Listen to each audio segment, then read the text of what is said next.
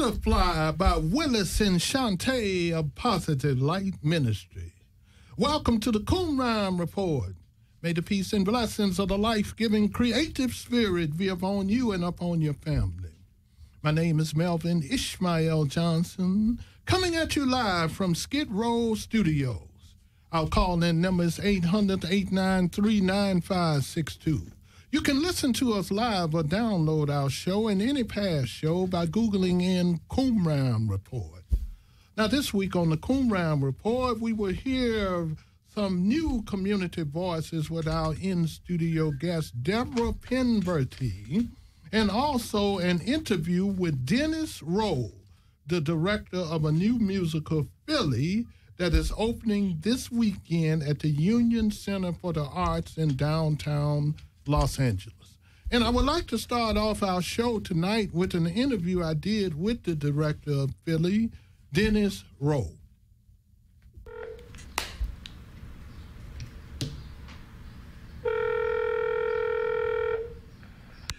Now, this is Melvin Ishmael Johnson with the Qumran Report, and I'm delighted to have on the line talking the director of the musical Philly. Dennis, how you doing this morning? Oh, fantastic. Sun is shining. It's a wonderful day. Yes, beautiful day. Now, can you tell our listening audience a little about your background and where you grew up at, and how did you get off into directing and writing? I've been actually directing and writing for quite some time now. I just kind of fell into it. I was an actor, didn't really enjoy that too much. And a friend of mine he was doing a play and suggested I come in and stage manage it for him. I didn't know anything about stage managing, but he said, I'll teach you. So that happened, and then I kind of got the hang of being behind the scenes. And that just expanded into the other areas. Directing, writing, light design, choreography, everything it takes to put a show on. That's kind of how it happened. Yes. Now, where's your hometown? Where did you grow up at? I grew up in Indio, California, in the desert. Yes, it's hot out there. With the cactus. Yeah, beautiful. Out by Palm Springs. Yep. Out by Palm Springs, exactly. Yeah. Now, can you tell us, what is the play Philly about? Well, Philly is inspired by true events. It happened in 1985 in Philadelphia. The city of Philadelphia dropped a bomb on its citizens. And 61 homes were burned, 2 city blocks were leveled, and 11 people lost their lives. So it was at that time a city that was divided. You talk about the city of brotherly love, but at that particular time, I don't know how much love there was going on in the city. But so it's inspired by that event. However, as bleak as it sounds, we try to emphasize and put the spotlight on the survivors. We put the spotlight on Birdie Africa, a little 13-year-old child that at the time he was 13-year-old, and how he survived. And it talks about, no matter what you're going through, you can survive what's going on in your life, tragedies or drama, anything. You can survive. And then there's the African-American mayor. He was the first black mayor of Philadelphia at that time, W. Wilson Good, who was a man of faith. And all this was going on around him. This happened during his tenure. So he had to draw on his faith to get through it. And so that's another thing we highlight. With God, you can make it. You have the faith, you can make it. And then also, those are the 2 things that we kind of really highlight in the project. Yep, and also another thing that I find important or unique is the fact that this was the second time that a black community had been bombed in the United States, going all the way back to Tulsa, Wall Street in the 20s. Right. exactly. Now, let me ask you this. What is the message you hope to leave with your audience? Again, just about, first of all, it's historic. I believe that we need to know our history. We need to know what has happened in the past so we can know where to go. Just like you talked about, what happened in Tulsa, Oklahoma. This was just as important, and a lot of people don't know this particular story. So I think it's important that we get stories out that tell us our history, that are a part of our history. But also, it's a human nature story. And then another thing that stands out for me, I was up in the Lemert Park last night with the Roby Theater at the Vision Theater, passing out some flyers and talking to some individuals, and I was so surprised how many adults that they had no knowledge of the MOVE situation and the bombing in Philadelphia. That's why I think this play is so important. Let me ask you this: why did you choose the musical form to put it in? I get that question a lot. Music transcends whatever's going on. If there's racism, music kind of transcends that. If there's the different classes, social classes, music transcends that. And it provokes different type of emotion in people. You can have songs that provoke anger, that provoke sadness, happiness. You know that song, I'm happy, makes you happy when you hear it. Yes. So it really moves emotion, and this is what better story to have music in. That's emotional. Yes, and two more quick questions. Can you just tell us a little about the composer, Gail Johnson? Gail Johnson is awesome. She is off the chain. She's awesome. She is the musical director for Norman Brown. She's been playing since she was, I heard her tell someone she's been playing since she was probably 3 or 4 years old. She's always wanted to play, and she's been involved with music from that early age. And she has her own band, Jazz and Pink, and she's played at different churches. And she's traveling now, as a matter of fact, tonight and today. Yes. So she has been, she's awesome. I know she's won a couple of American Music Awards and different things of that nature. Oh, yeah, looking forward to that. Now, can you give us the contact and ticket information for Philly? I certainly can, yes. The name of the show, first of all, is Philly again. Philly. The show is Saturday, July 5th at 3 and 8. Sunday, July 6th at 5 o'clock p.m. at Union Center for the Arts, which is just blocks from the Music Center downtown L.A. Ticket information is, tickets are available at Inglewood Tickets, or you can call 818-754-4405. And that address is? The address of the theater is 120 Judge John Iso, A-I-S-O Street. Okay. Just blocks from the Music Center. Okay, thank you very much. It's Dennis Rowe. He's the director of the great musical Philly. Yes. Okay, that is Dennis Rowe, and we will hear more about the show in our community calendar. I'm delighted to have with us in the studio Deborah Penberthy. Deborah, welcome to the Coon Round Report. Thank you so much, Melvin. I'm glad to be here. Can you tell our listening audience a little about your background and how did you become a singer?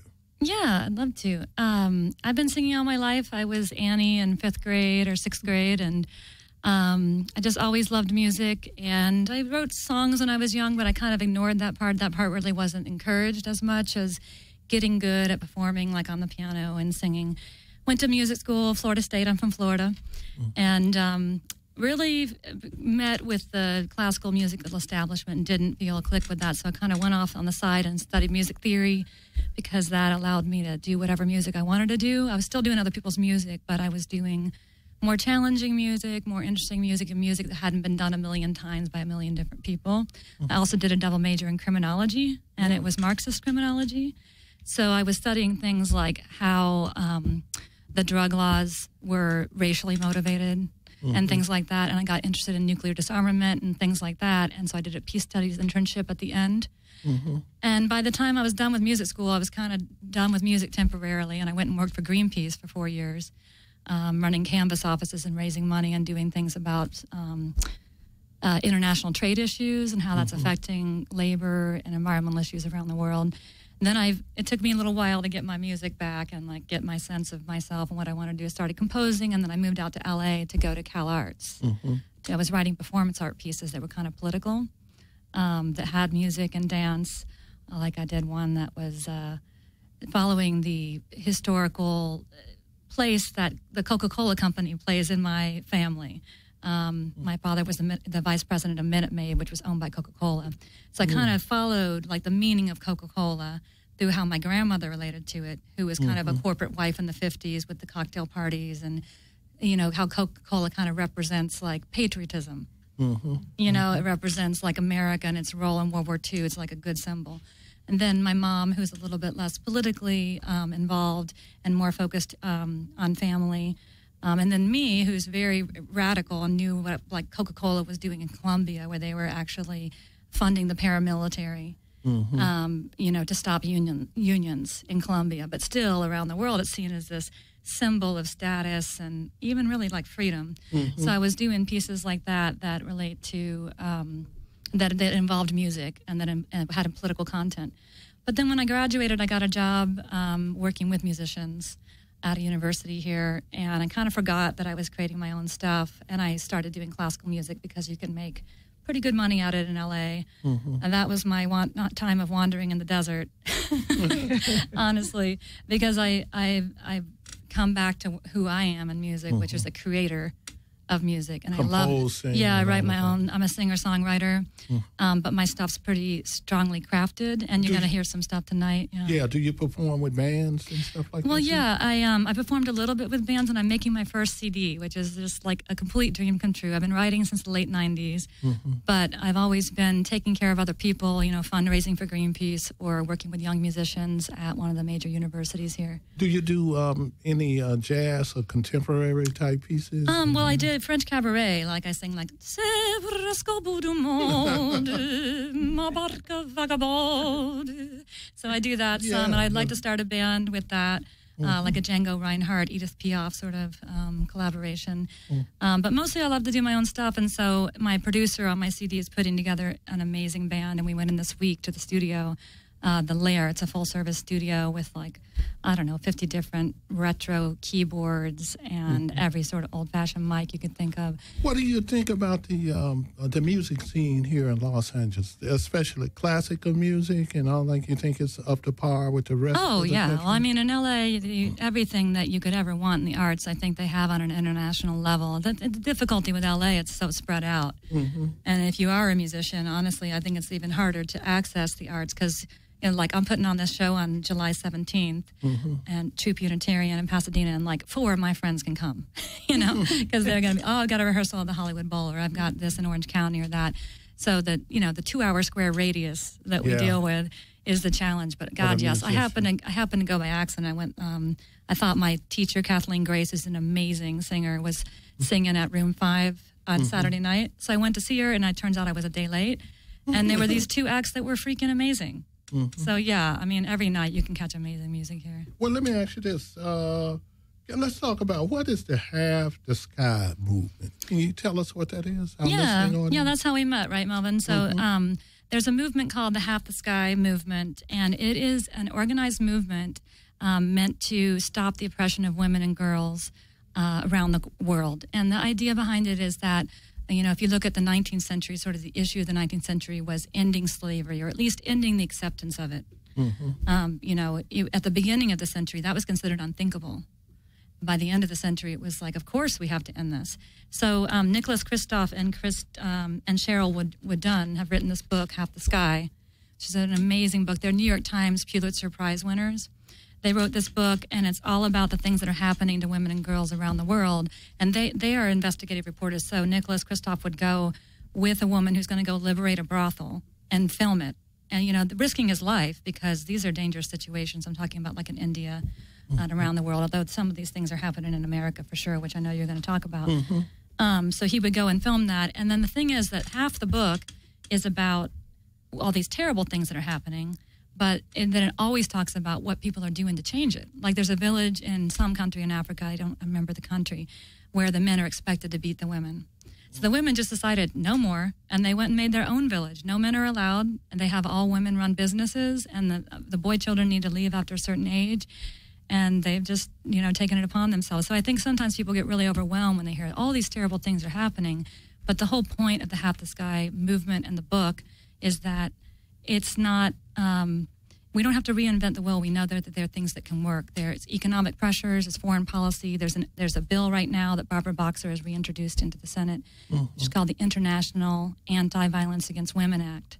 And it has a lot of support, but I think it's been around for 15 years, and but it's never passed. So if we can get that passed, it'll mean that foreign policy, when we give to another country, they need to make efforts to change the status of women. Well, let me ask you this question. It's something that, you know, that always puzzles me. And I watched what happened with the last election here in Los Angeles when they had a female that was running for office. And, you know, women's is a huge majority all over the world. Almost 51%, yeah, so you would think. More than men's. And then I also think, I thought about what happened in the Trayvon Martin situation when they had the jury, you know, that made that decision. It was made up, was it all women's on that jury or something like that? No, I think it was. It might have been all women's or whatever it was. I was buried in my own private hell at that time, so I didn't. Down in Florida, which is a whole different world. Although I'm from that area, and people have a different take on it. Actually, my mom went to the rally to support Trayvon, and she said it was an amazing event. She was one of the only white women there, and her car got stuck in the mud, and these people came out and helped her, and there was all this really nice energy. Yeah, but here's what I want to know.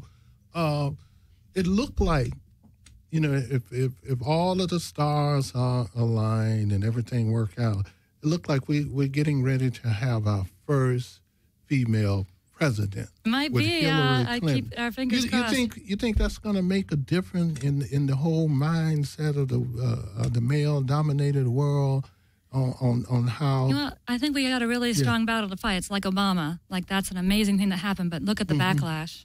Look at the racism that's come out.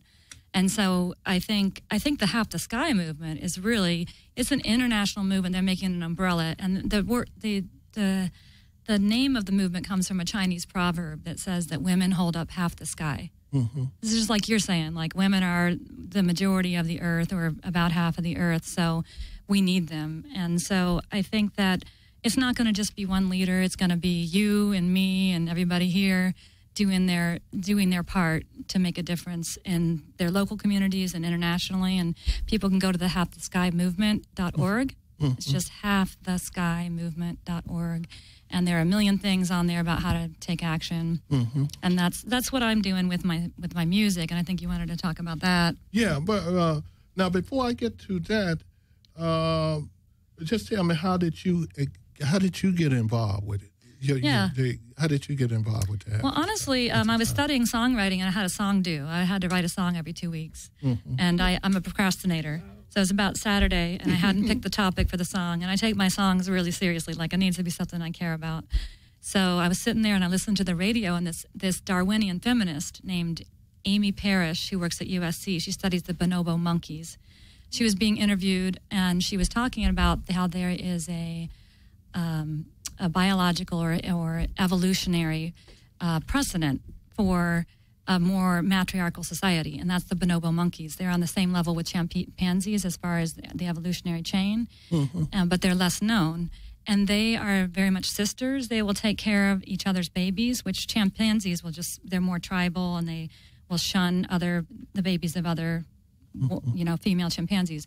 So these bonobo monkeys are bisexual. They are they will help each other out. They're not violent, and so this is proof that we have in our genetics the ability to cooperate and to have women be in the forefront and to have love be the way that power is manifested. Mm-hmm. Well, no doubt in that, because, some of the ancient Egyptian and Greek societies, women but most people don't know about that. Yeah, they was worshiping dominated. The goddess societies, Let me ask you this. What is the Half the Sky Song Project?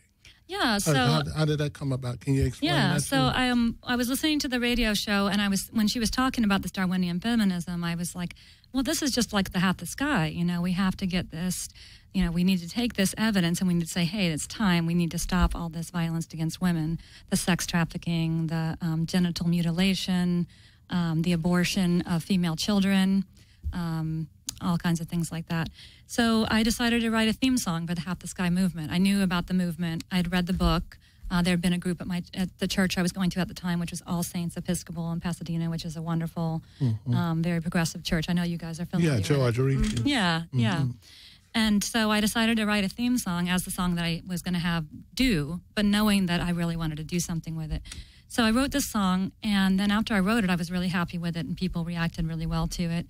And so I decided to have this project where I go and I sing this song at houses of worship. It could be other places too. It doesn't have to be religious-based, but right now I'm singing it at Unitarian churches mainly. Like yesterday I was at Santa Monica Unitarian. So I go and I sing the song, and then the worship leader talks about the Half the Sky movement and then asks people to take some action. And I'll usually prep them because sometimes they haven't been familiar with it. Like Frank Wolf at the UUC wasn't familiar with the movement, but obviously he supports women's rights. So he then asked people to sign the petition to support the International Anti-Violence Against Women Act. And then I didn't do that there, but at Santa Monica I had a table. So people would come up and I would talk to them about these issues. And then one person said, hey, how can I get involved in my local community? So that prompted me to do some research on what people can do in Los Angeles. So it's a synergistic thing, and I'm having this event on July 17th to fundraise for my EP, and I'm hoping to have someone there from CAST, which is an award-winning organization in Los Angeles that deals with people who have been in trafficking. Let me ask you this. You mentioned earlier about composing, and I meet a lot of composers, and most of them seem to be piano players. And is that one of the central components of composing music? Why is that so important? Yeah, well, most composers, if they're coming up through classical, they're pianists to start with, or at least guitarists, because it's harmonic. So, like, I grew up playing the flute. Well, I started with piano, and then someone handed me a flute because they were like, you're the fifth girl in line. Here's your flute. Because that is a very gendered thing that's been studied. And so I kind of lost that sense of harmony. In fact, you're helping me remember why that happened, because flute is usually a soprano instrument. We play something high, maybe the melody. But piano, you got it in your fingers. You've got the rhythm, you've got the harmony, you've got the melody. You got 10 of them, So, yeah, that's why. That's the main reason most of your great composers are also. Yeah, well, and probably also just the respect that piano has in the classical world. Like I always tell parents are saying, "What's a good instrument to start on? Start on the piano because it's visual. You can see the highs and you can see the lows. On trombone, you might do this, but you don't really feel where the highs and the lows are. I wouldn't say, So it's a good instrument to train young people. That's wonderful. Yeah, to get involved with that. And it's very social. People can gather around it. It's a great instrument. Look, let's play one of your songs, and then we'll come back and talk about it. It's a song, Half the Sky.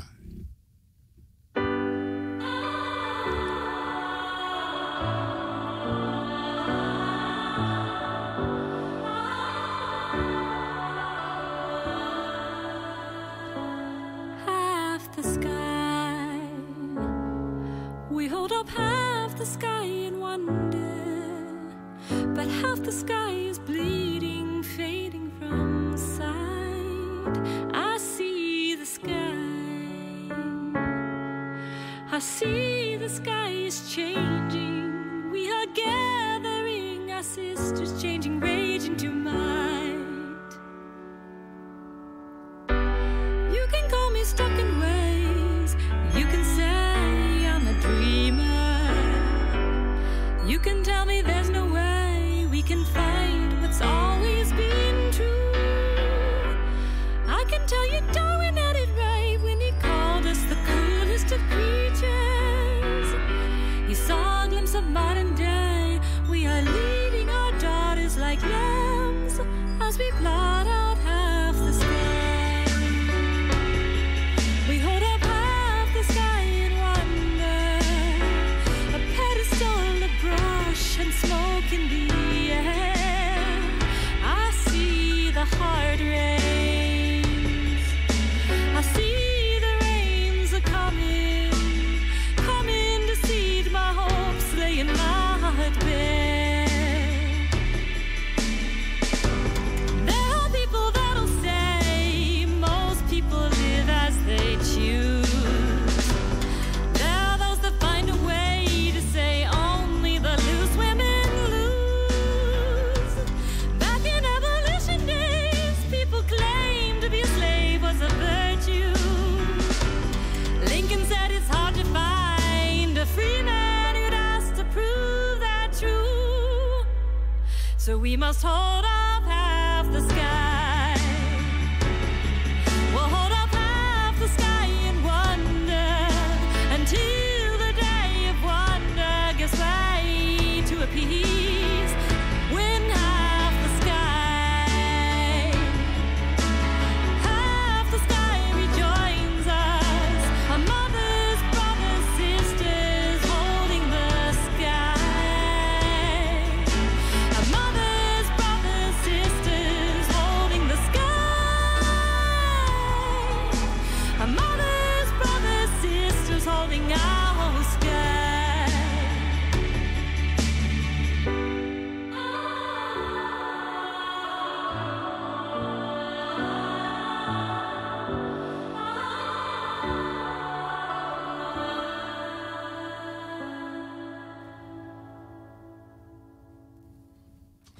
Okay, beautiful. Thank you. Deborah Penberty performing Half the Sky. Now, before you tell us how did this song come about, something I always wonder about the composer. When you're composing music, do you write the lyrics first and then the musical arrangement, or vice versa? It could go any way. It comes from inspiration or what? It comes either way for me. A lot of times when I was writing in the past, I'd sit down at the piano and kind of what was in my hands. But that's why I was studying songwriting, because I wanted to not just have it in my hands. I wanted to pick a form or pick a topic and maybe write all the words first and then add the music. So now it generally comes as a blend, because it's really hard to there are times when I've written the words separately, but usually I'm trying to craft the melody with the words so you get the feeling all together. And I'm sitting at the piano, or I'll go and sit in this one chair, which you can tell I've been sitting in a lot the past few years writing this stuff, and just really just pour over the words, and you write things out, you get in a brainstorming mode, and you throw things out, and then you just keep working on it. I mean, I'm kind of obsessive about my compositions. That's probably the 50th version. I do little edits, like a measure here or a word here. So you teach also songwriting?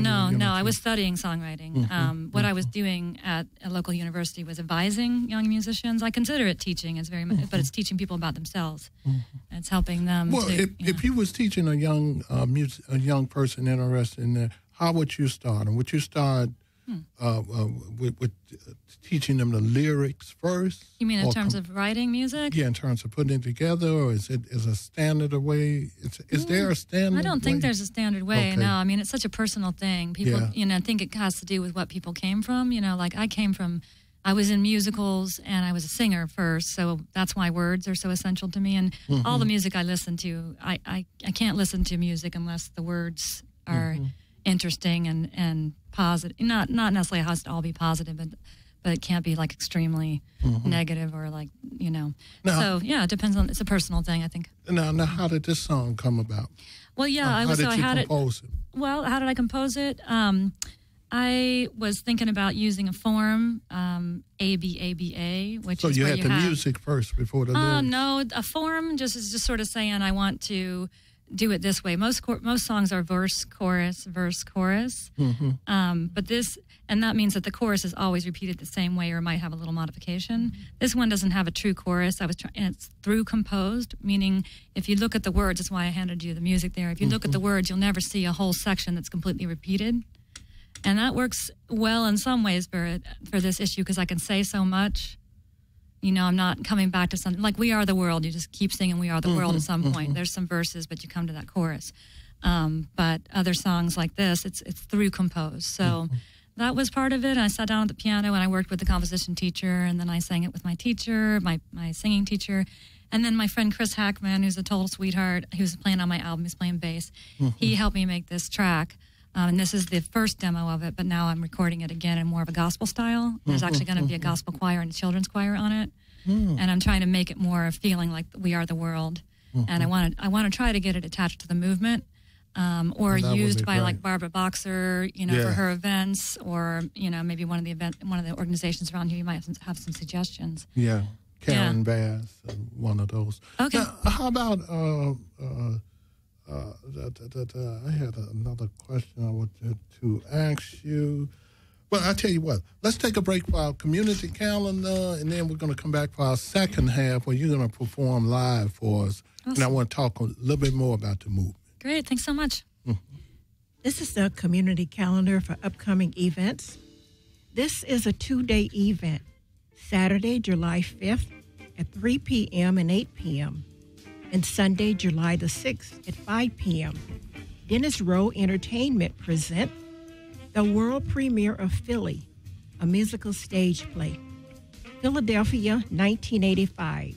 City dropped bombs on its citizens. Pain, fear, fire, death, revolution, change, family, hope, and love. This play deals with the real story. The location is the Union Center for the Arts in downtown Los Angeles. And for more information, please call 818-754-4405. And this is also a 2-day event, Friday, July the 18th, 2014, Saturday, July 19th, 2014. The Roby Theater Company is celebrating 20 years of excellence in Black theater from 1994 to 2014. And they present the first annual Paul Robeson Theater Festival. This event will be a presentation of 16 original short plays about Paul Robeson, developed through the Roby Playwrights Program and performed and directed by alumni from Roby Theater Production and the workshop. The location is the Los Angeles Theater Center, 514 South Spring Street, Los Angeles, California. And for more information, please contact the Roby Theater Company, 213-489-7402. And to get more information, we will be announcing lots of information on upcoming shows, and there will be featured presentation in musicals and a 2-day extravaganza. If you have a community event that you would like announced on our show, send the information to dramastage1@yahoo.com. Attention, Earlene Anthony. The call-in number for our show is 800-893-9562. Now, back to our host. Okay, thank you, Miss Earlene Anthony. We're back with our in-studio guest, Deborah Penberty. Now, Deborah, the question I wanted to ask you before the break is what musicians or composers that really kind of influence you? Oh, thank you. I've been listening a lot to Leonard Cohen in the past couple of years. There's an album he has from 2012 that some people find depressing, kind of slow, but to me it's like a balm for your soul, and it's just amazing. There's a song called Going Home. I think it's the first track. And it says, going home without your burdens, going home without that costume that you wore. And to me, it's about coming back to yourself after the pain that you've had, and maybe even coming back to your home without any burdens that you took from it, And so that's one influence. Nico Case, she's an amazing Americana singer and songwriter. Freaking love her. Jenny Lewis and the Watson Twins. Joni Mitchell. Carole King, Bob Dylan, James Taylor. How about Absolutely. Michael Smith? Michael W. Smith.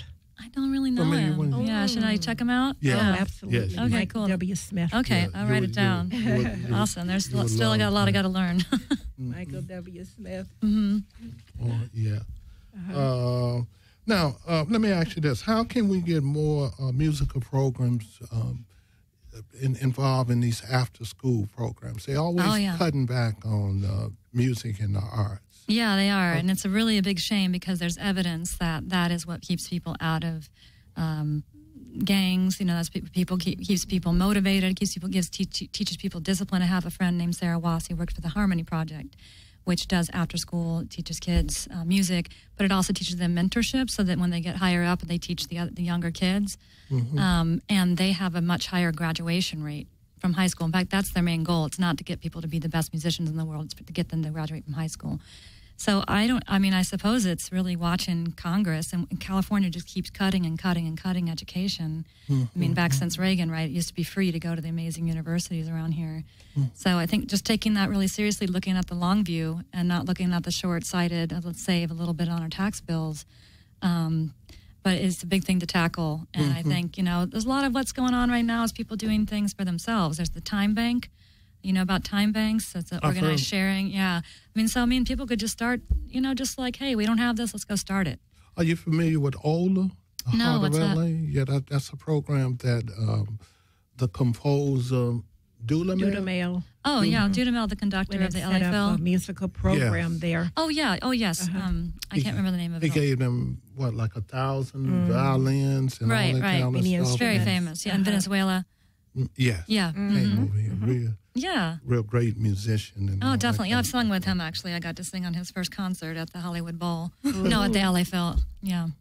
Wow. Okay. Yeah, Now- as a choral singer. But Now, Deborah, what's the name of the song you're going to perform for us live? yeah, this is called Dream of Peace. And I wrote this right after I got to do a songwriting workshop with, I just happened to get to observe this workshop with Noel Paul Stuckey, who's Paul of Peter, Paul, and Mary. And I'm he has familiar with Peter, Paul, and Mary. Right, Yeah. and he has an organization where he gets people. It's a archive where you can archive all these songs that have to do with, you can look up feminism, find the songs about that. You can find the songs about environmentalism. And he just was trying to really encourage the 18 to 22-year-olds, the undergrads, and I just happened to be there along for the ride, to write about what's really meaningful and to change the world. And I ended up writing this song that weekend, thinking it was really personal. But and it's called Dream of Peace, and it's more about me and the life that I've lived, which is very non-traditional. I've never been married. I'm not 22. Don't laugh too hard. And it's about not having necessarily the things that you want, but still dreaming for it. Okay. Yeah. Here's Deborah Penberthy performing Dream of Peace. And I hope this track is loud enough. It's a little bit less loud than the other ones. You might need to turn it up or just adjust it as it goes Yes. along. Okay?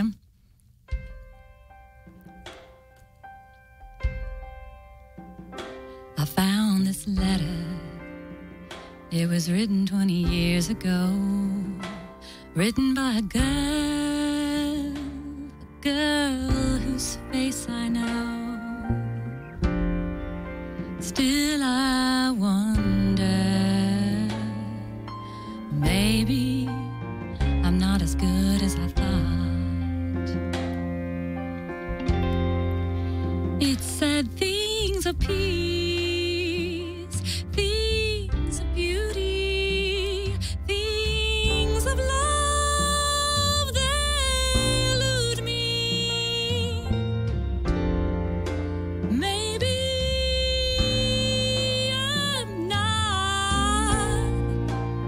I'm not as good as I thought.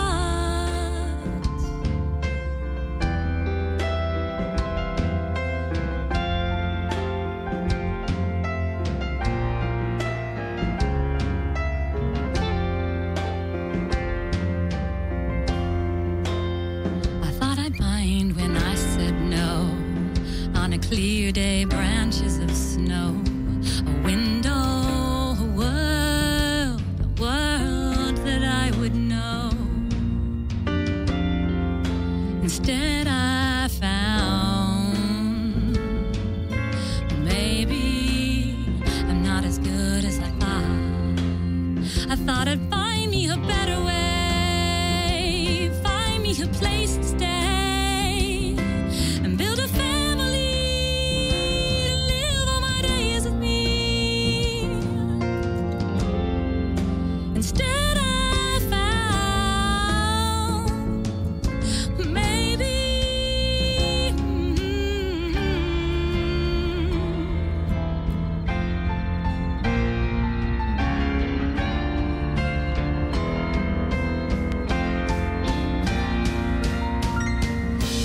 I dream of peace. I dream of beauty.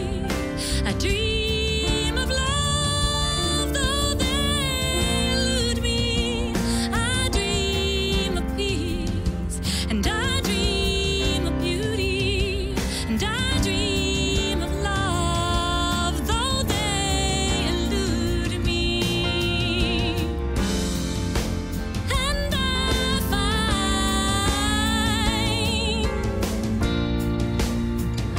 I'm better when I dream.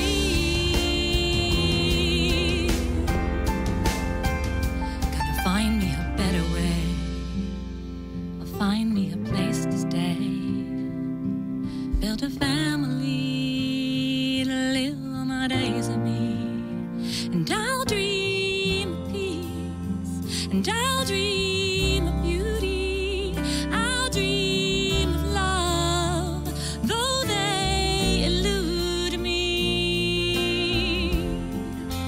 Yeah, I'm fine.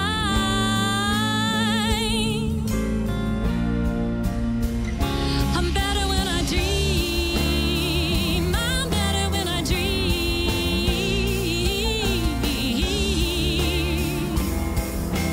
Better when I dream. Better when I dream. I'm better when I dream.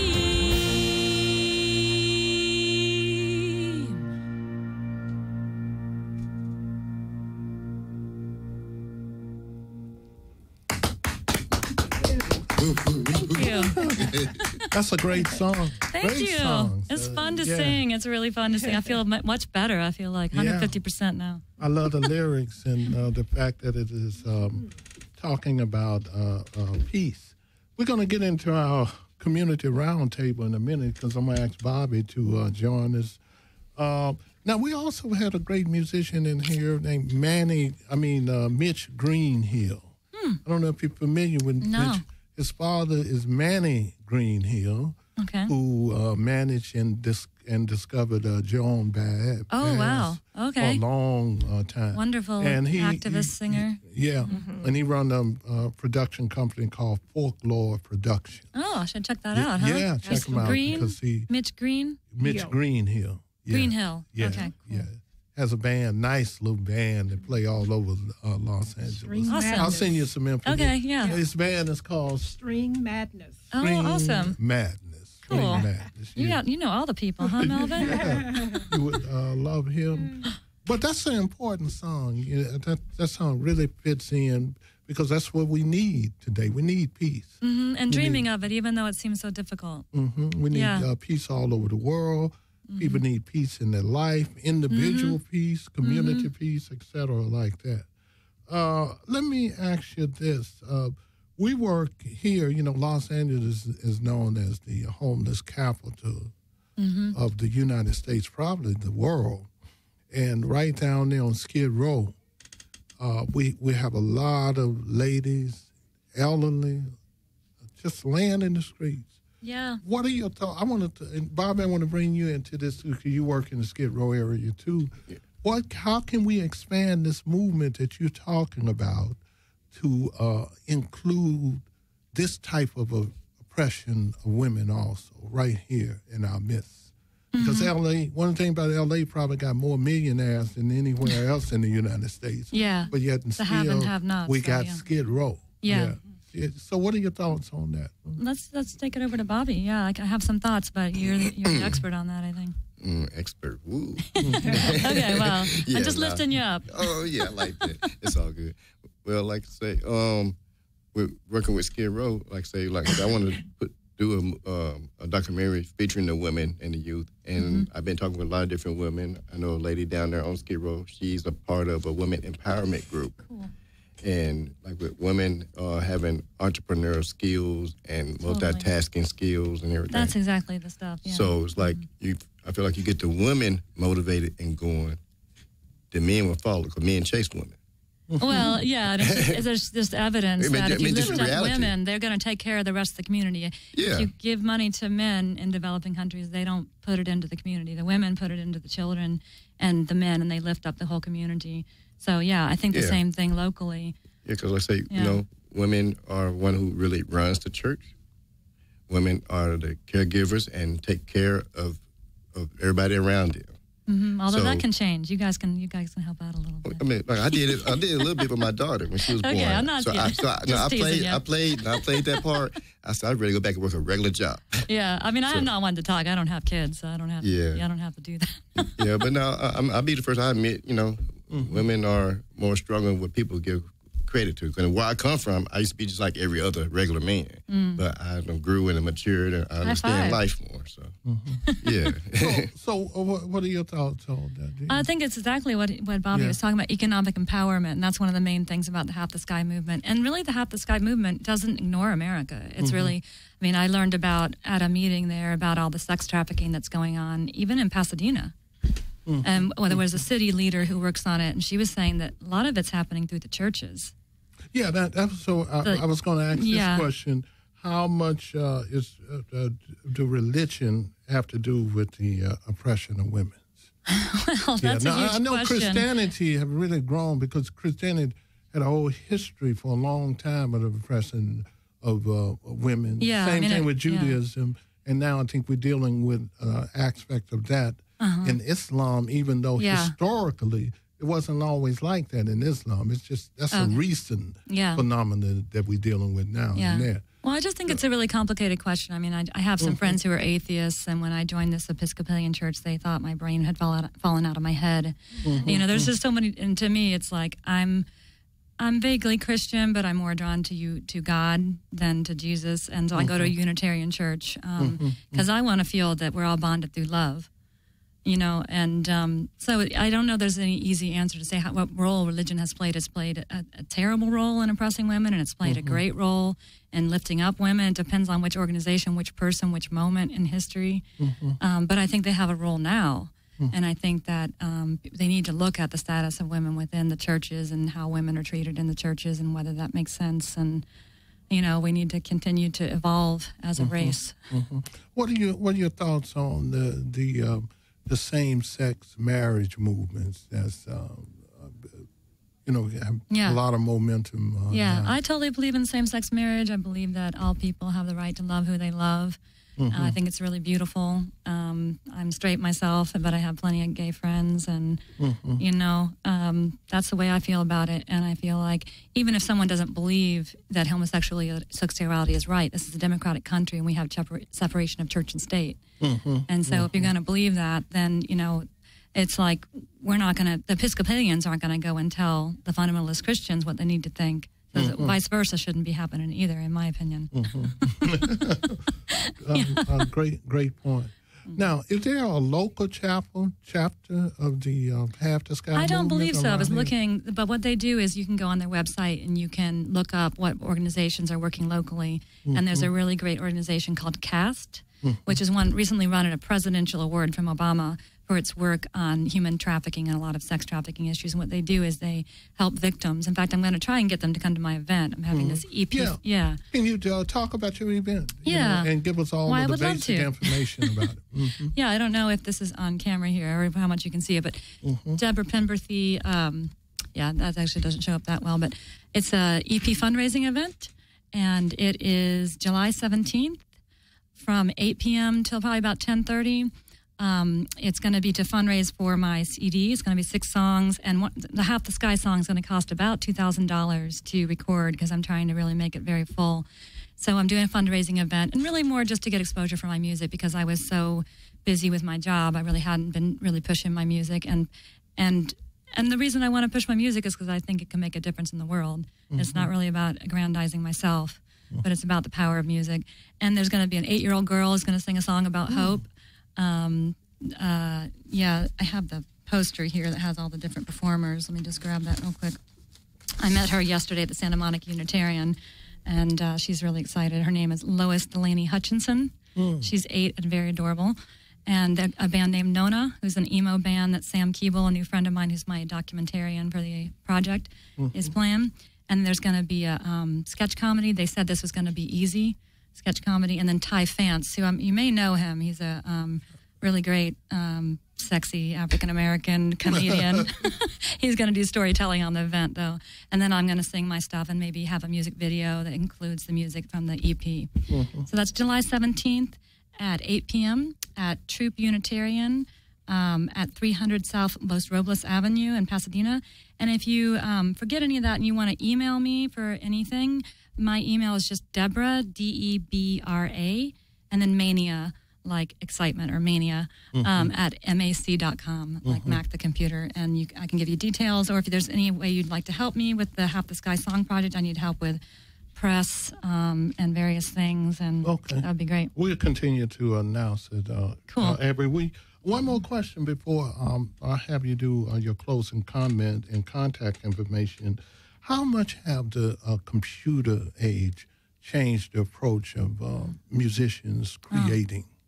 Well, gosh, have it enhanced it or cut it back or what? Oh, yeah, I think it's enhanced it. Yeah, I mean, I'm not the best person to ask because I've always been like, okay, you like had to get dragged into getting a cell phone. Even the answering machine, I was like, no, I don't need one of those. You know, so, I mean, I still have my tape player and I get my tapes out sometimes. But, yeah, no, people are, my producer, Tim Copsa, who's an amazing genius producer that I'm working with, he works with somebody across the country and they just mail tracks back together. And it ends up sounding like the most beautiful film music, but they don't have to be in the same room. But that's because they have a really great working relationship to begin with. I don't think that can happen unless you already have that communication. Okay. Closing comments. Once you give us your closing comments and your contact information, probably about 45 seconds. All right, Comments, I mean, I'm just really happy to be here. This is a great synergistic group of people, even the people I met out in the hallway who were coming off the last show. It's just, you know, I'm happy to be here. I'm happy to be celebrating the power of music and to get your encouragement for the music and the power it has to change the world. It was really interesting, your interview. They were talking about the power of music, and that's what I'm all about. So I just really appreciate being on here. Okay. Yeah, and check out the Half the Sky movement.org on the web. People can check that out, and if they want to contact me, it's just Deborah, Debra, mania at mac.com. Okay, thank you, Deborah. Thank you. Now, I would like to extend special thanks to Deborah Penberthy, Dennis Rowe, Bobby Buck, and my co-host, Earlene Anthony. Please listen to past shows of the Qumran Reports by Googling in Qumran Report. Thank you for tuning in to the Qumran Report and your host, Melvin Ishmael Johnson.